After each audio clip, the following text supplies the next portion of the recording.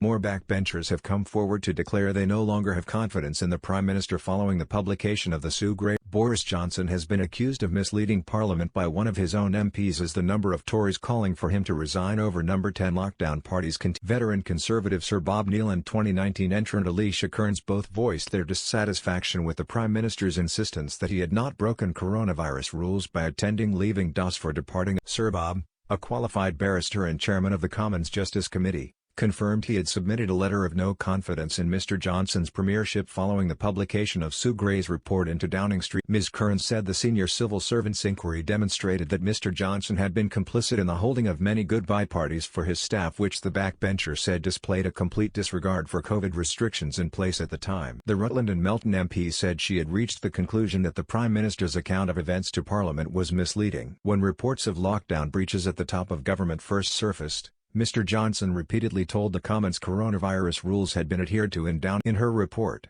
Ms. Gray found the Prime Minister, who was slapped with a fine by police for attending his own birthday bash in June 2020 when indoor mixing was forbidden, attended a number of leaving DOS in No. 10 during the lockdown months in England, often giving speeches about departing, but he has insisted these were work events, a conclusion he said was backed up by the Metropolitan Police opting not to fine him for being present at such gatherings, which only became raucous after he left, with Ms. Gray detailing excessive drinking and altercations at one side. According to the Daily Telegraph, Ms. Kearns has also handed in a no-confidence letter to Sir Graham Brady, chairman of the 1922 Committee of Backbench Tory MPs, but she did not explicitly state that in her Facebook post. Her alleged involvement in January in a plan by a group of 2019 intake Tories to oust Mr. Johnson saw the reported schemers given the nickname of the pork pie plot due to Ms. Kearns representing. In her social media post, Ms. Kearns added, "To say we just need to move on is to treat with contempt and disregard the sacrifices of our entire. My position remains unchanged since January, and the Prime Minister continues not to hold my The growing backbench pressure comes as polling company YouGov produced new modelling which suggested the Conservatives would lose all but 3 of 88 battleground constituencies if a general election were held on Saturday, putting Mr. Johnson's majority in jeopardy. The predicted outcome would see Mr. Johnson's own Uxbridge and South Ruislip seat likely fall into Labour hands, and red wall seats such as Blythe Valley and Stoke-on-Trent North also revert back to Sir Keir Starmer's opposition. Only Ashfield,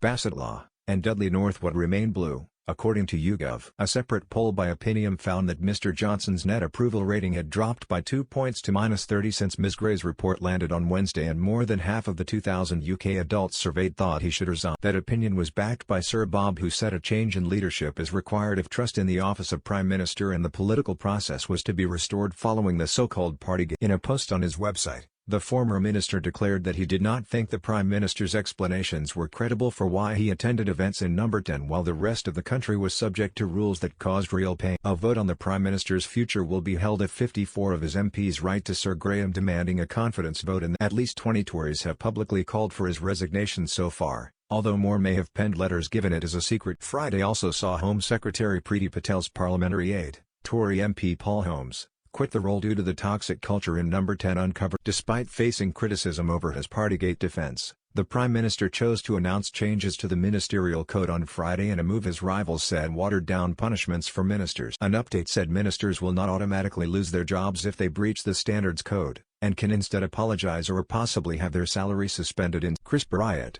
the Labour chairman of the Commons Standards Committee, labelled the change as a disgrace.